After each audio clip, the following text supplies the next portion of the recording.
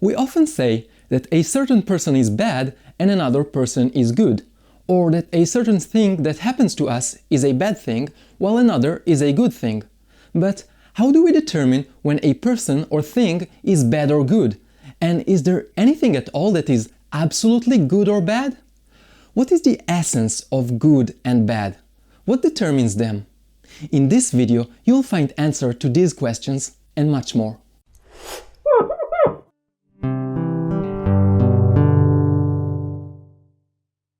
We can easily see that when something happens to us which serves our interests, our goals or desires, we call it a good thing. For example, when we earn money, we say it is good because there is a part of us that has a goal or a desire to earn money. When something happens that goes against our desires or goals, we call it a bad thing. For example, someone calls me an idiot and as a result I get offended. It hurts. Like everyone else, I have the interest to feel good and avoid suffering. Therefore, for me, it is bad when someone calls me an idiot. It is against what I wish for. It is important for me to note that when I use the term goal, I don't refer only to a conscious goal that someone defines for himself, but also to any desire, need or interest, whether conscious or unconscious, of his entire being or only of a part of it. When we say that a certain person is bad, it is because he behaves in a way or does something that goes against our own interests. It is easy for us to understand that we say that a thief is bad, since we fear he will steal our property. But what about a thief on the other side of the globe? Surely we do not fear he will steal our property, but nonetheless we say he is a bad person.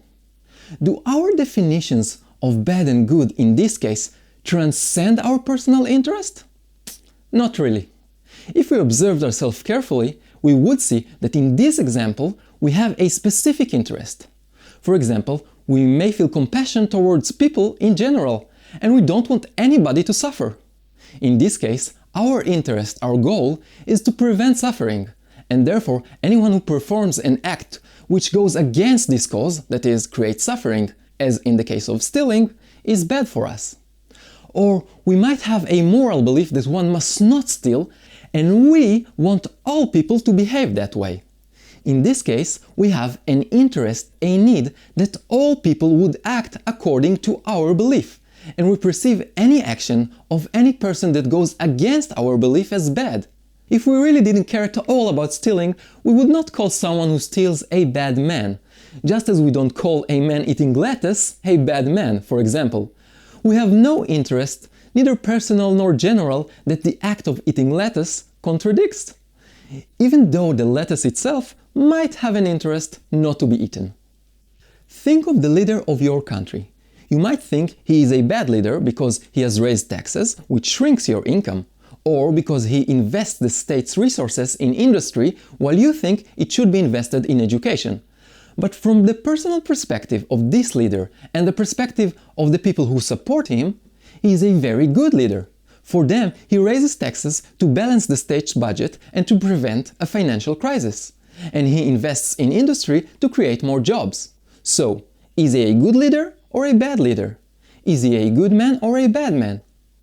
I hope that now it is clear enough for you that what makes us determine whether a certain person is good or bad is only our personal perspective based on our interests, goals, values, needs, beliefs and desires. This means that there isn't such a thing as absolute good or bad. The good and the bad are always relative. Wait, is there no thing that is bad in its essence? What about killing? Killing must be an absolute bad. Well, let's look into it. If killing is absolutely bad, then eating meat is bad. This means all predators are bad, not to mention the animals killing plants. Even if we limit our examination only to the killing of people, can we say that killing as an act of self-defense is bad? Can we say that euthanasia or abortions are always bad, no matter what the circumstances? Don't get me wrong, I do not say these things are good or bad. I simply wish to demonstrate that even killing is not necessarily something which is absolutely bad. The same is true with what is good. Is there anything that is absolutely good regardless of the circumstances or different points of view? Think about your country and imagine that it has the perfect leader, a man who honestly wants to do good for others. Can you think of a single thing he could do which everybody would think was good? Even if he performed a simple act such as helping an old lady cross the street, there would be those who would complain and say it is bad. They may say, he should spend his time on more important things, or it's really a shame he didn't carry our bags. Can you find anything that is absolutely good or bad? If you do, please write it in the comments. I haven't found such a thing yet. Therefore, this is my conclusion. The good and the bad in themselves do not exist. The good and the bad exist only in relation to a goal, an interest. Wait a minute. Even if I accept that the interest is what determines if a thing is good or bad, how can you explain the fact that there are things that are both good and bad at the same time? For example, eating a bucket of ice cream is good. There's nothing better. But at the same time, it is bad because it makes me fat and unhealthy. Okay, in order to understand this contradiction, we need to re-examine the thing which we call I. Most often, we think of ourselves as a single entity because we have one name, one body, and one brain. Yet this brain hosts a huge number of different mental entities, having different worldviews and different interests that sometimes are even contradictory. Do you really think that the part of us that wants to eat and the part of us that wants to lose weight are the same part?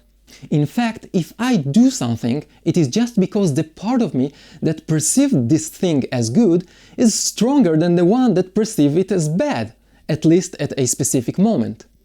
The interest to do something must be stronger than the interest not to do it. Otherwise, we wouldn't do it. You might as well say that I, my entire being, do a certain thing only if I see it as more good than bad. This leads us to a very interesting conclusion. We are not capable of doing the bad. We can only do the good as we understand it. Wait a minute. What about criminals? People who steal or kill? Even they don't think they are doing bad things? Of course not. When a man steals, he usually doesn't think, I'm such a bad person. No. He thinks that what he is doing is good. For example, he thinks, this society is corrupt. It is their fault my life is hell. I don't care who I steal from. It is time to do something good for me. It doesn't matter if what he thinks is right or wrong. From his point of view, he has a full justification for stealing. In fact, even when a man confesses that he did something bad, and remember, this is because another part of him has an interest that conflicts with the thing he did. He will say that he was unaware that the thing he did was bad, or that he had no choice. He might also say that his actions were not voluntary, meaning he, the part of him that thinks the deed was bad, didn't manage to overcome the need or craving to do it, that is, the part that sees this deed as something good. Check it for yourselves. Can you recall anything that you did intentionally and willingly that at the moment of doing it you thought was bad? Think of the cruelest men in history. Do you think they thought they were doing something bad? Absolutely not. In fact, they believed they were working for a high and a noble cause, that they were bringing good to the world. So, what are you saying, that Hitler, Bin Laden and all of these people were not bad? Of course they were bad. For you. And probably for most of humanity. But from their point of view, and for the millions of people who supported their cause, they were very good. And what about people who like to be bad guys? People who declare that they are doing bad things on purpose and they like it. Surely you could say that they are doing bad intentionally. Not really. These people are really confused. They simply use the word bad to describe what they see as good. They break the laws or bully weak people just because it makes them feel brave and strong. They may call it bad, but they feel it is good. So you see, even they do what is good as they understand it. Nobody ever does something bad on purpose. Everybody does only things they consider good from their point of view. At this point you might ask, but if there's no good and bad, how must we act? Should we love people that are bad for us, like thieves or murderers? Now, I will answer it in a moment, but first I want to point out that in my opinion it is more important to understand the truth and accept it before trying to find solutions to various discomforts it may raise. The truth will remain whether we feel comfortable with it or not.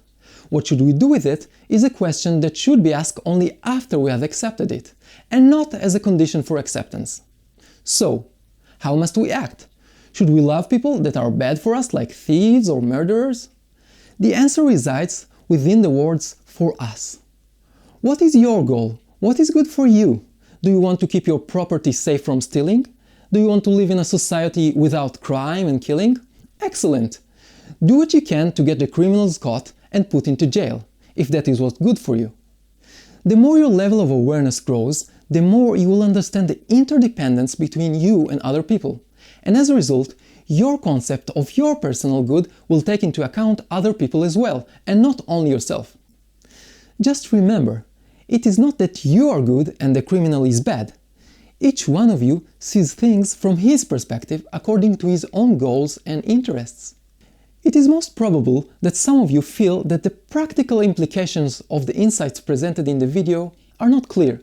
You may think, okay, so I understand that good and bad are always relative and that nobody does anything bad on purpose, but can these insights actually change anything in the way I relate to good and bad in my life?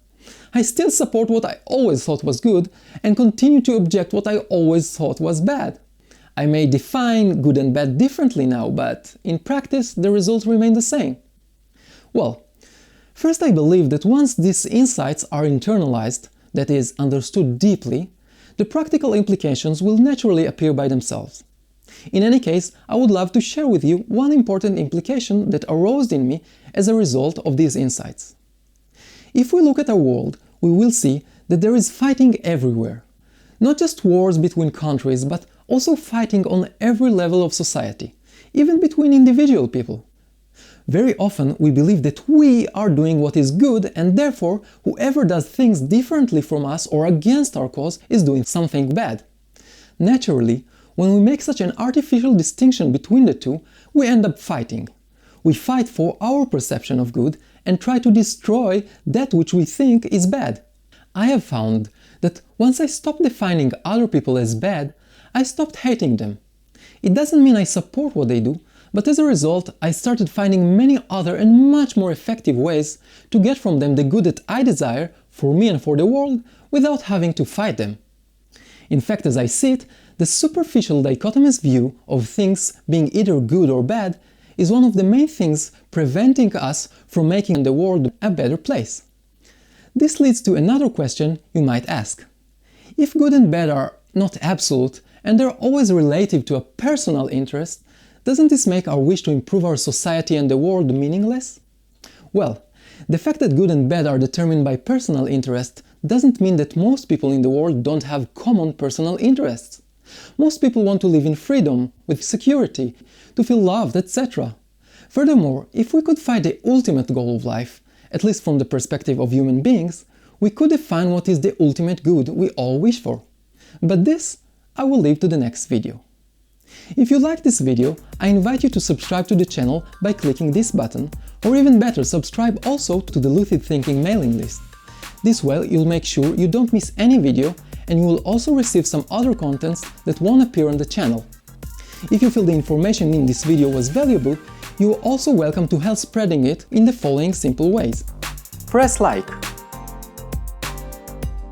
Share the video. Got questions or comments? Write them below. Help to translate the subtitles to your native language.